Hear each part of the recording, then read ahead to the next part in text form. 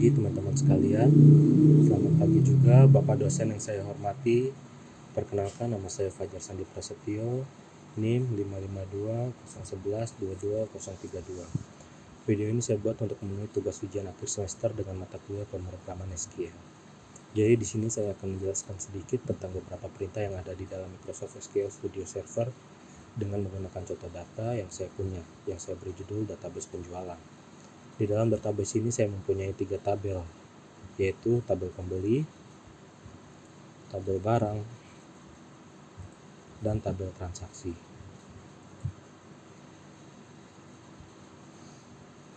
Baiklah, saya akan memulai presentasi saya ini dari perintah inner join.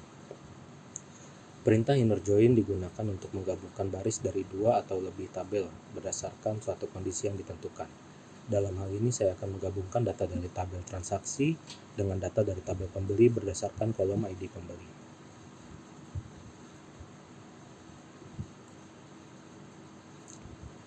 Kalau saya execute perintah,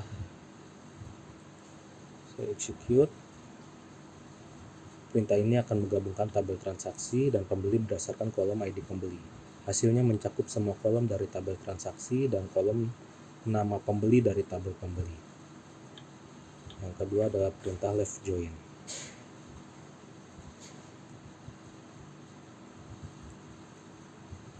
Berikut hasil dari perintah left join. Lalu yang ketiga, perintah right join.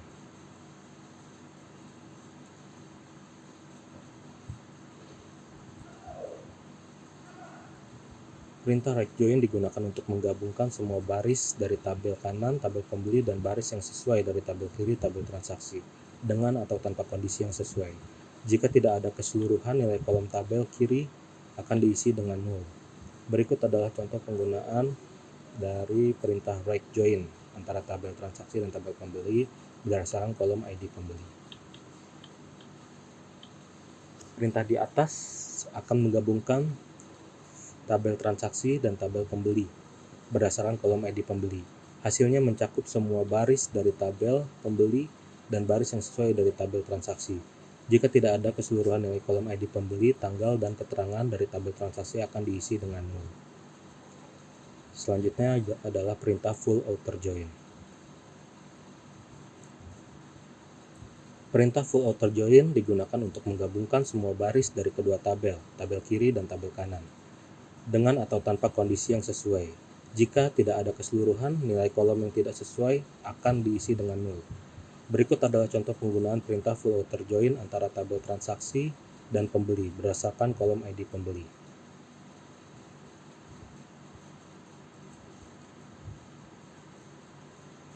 Di sini yang tidak ada akan terisi nol. Perintah full outer join. Perintah di atas menggabungkan tabel transaksi dengan pembeli berdasarkan kolom ID pembeli. Hasilnya mencakup semua baris dari kedua tabel. Jika tidak ada keseluruhan, nilai kolom yang tidak sesuai dengan nilai dari tabel transaksi akan diisi dengan nol. Begitu juga dengan nilai kolom nama pembeli dari tabel pembeli. Baik, selanjutnya adalah perintah in. Perintah in dalam SQL digunakan untuk memfilter baris berdasarkan satu atau lebih nilai dalam suatu kumpulan. Dengan kata lain, perintah in adalah menyederhanakan dan mempersingkat query dengan kondisi banyak nilai. Contoh perintah in dari data yang saya buat adalah sistem akan menampilkan transaksi yang melibatkan pembeli nomor 1, 3, 7, 11, 15, dan 20. Tetapi dapat kita lihat bahwa ID pembeli nomor 20, ini saya execute dulu ya. Kita lihat ID pembeli nomor 20 tidak masuk di sini, tidak ditampilkan karena dia tidak pernah melakukan transaksi.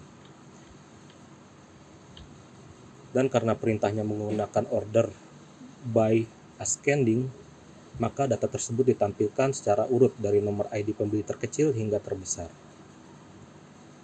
Selanjutnya yaitu perintah exist. Perintah exist dapat digunakan untuk mengecek apakah ada baris yang memenuhi kondisi tertentu dalam subquery. Misalnya kita ingin mencari transaksi yang melibatkan pembeli dengan ID 1, 3, 7, 11, 15, 20. Perintah di atas akan melibatkan semua transaksi yang melibatkan pembeli dengan ID tersebut dengan menggunakan perintah exist dan subquery untuk memeriksa keberadaan ID pembeli di dalam tabel pembeli. Kita execute. Lalu perintah union.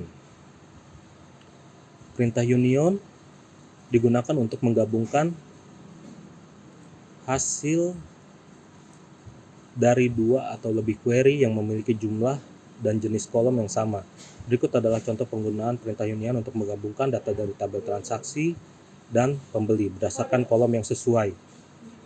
Perintah di atas menggunakan hasil dari query. Query pertama menampilkan data transaksi yang melibatkan pembeli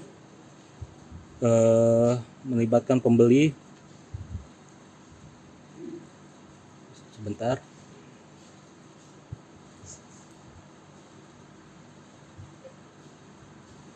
Melibatkan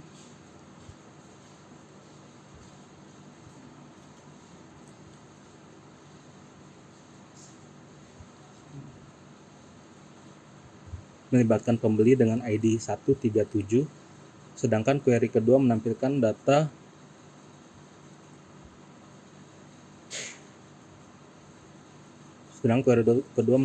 pembeli yang tidak melakukan transaksi.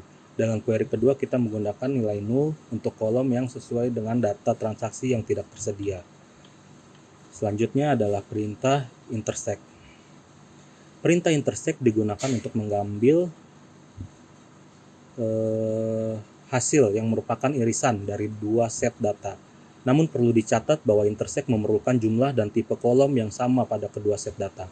Berikut adalah contoh penggunaan perintah intersect untuk menemukan irisan data antara tabel transaksi dan pembeli berdasarkan kolom yang sesuai.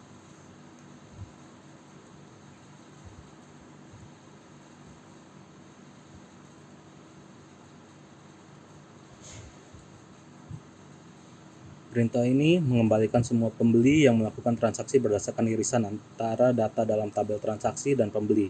Pastikan bahwa kolom yang dihasilkan oleh kedua query memiliki jumlah dan tipe yang sama.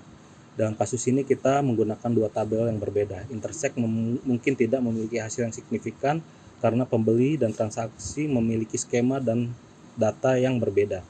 Penggunaan intersect lebih umum dalam kasus di mana kita memiliki dua query yang mencari hasil yang serupa dari satu tabel.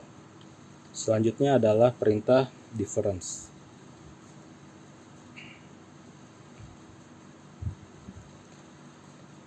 Perintah difference akan menampilkan dua atau lebih tabel secara terpisah.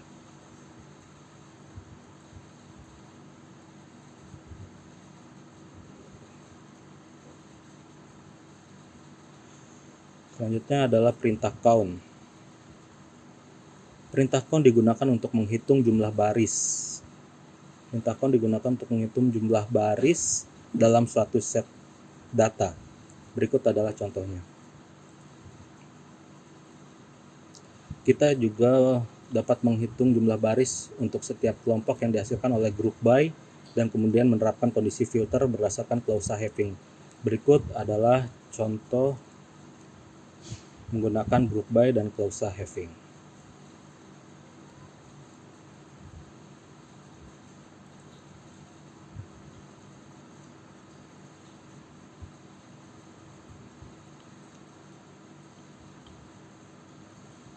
Berikut adalah contoh penggunaan untuk menghitung jumlah transaksi untuk setiap pembeli yang memiliki lebih dari satu transaksi.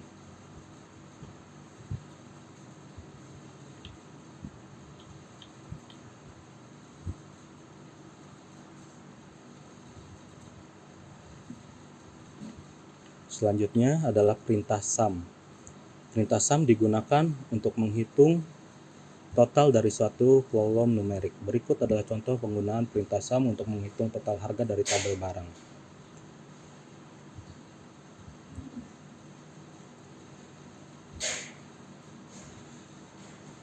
Di sini ada total harga barang 291.000, itu merupakan semua total dari harga barang. Jika kita ingin menghitung total harga barang yang dibeli dalam transaksi tertentu, kita dapat menggunakan perintah sum dengan kombinasi dengan join. Berikut adalah contoh penggunaannya.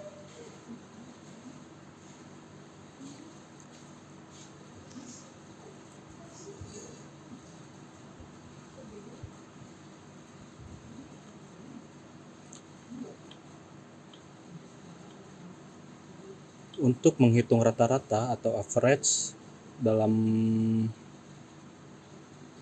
dari suatu kolom numerik, kita dapat menggunakan perintah AVG. Berikut adalah contoh penggunaan perintah AVG atau average untuk menghitung rata-rata harga barang. Kita execute. Lalu yang selanjutnya, klausa group by. Dalam query ini,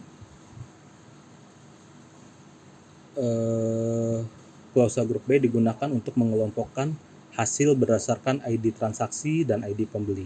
Selanjutnya kita menggunakan klausa having untuk memfilter hasil berdasarkan rata-rata harga barang yang di atas 5.000, di atas Rp5.000.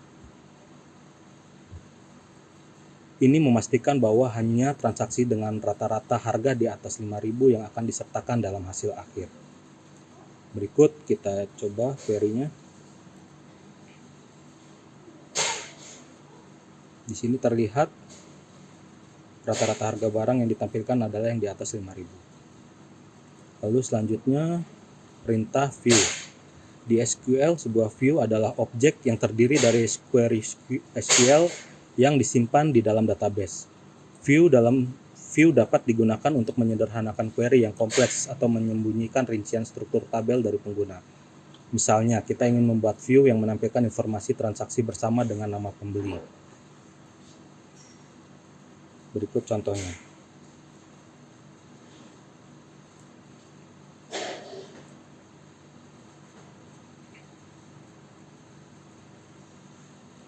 Lalu kita select view group. Nah, dengan perintah di atas, kita membuat view baru bernama view transaksi pembeli yang menampilkan informasi transaksi beserta nama pembeli. Setelah view dibuat, kita dapat memanggilnya seperti tabel biasa dalam query. Sekian penjelasan yang dapat saya berikan. Semoga dapat dimengerti dan dapat bermanfaat. Terima kasih.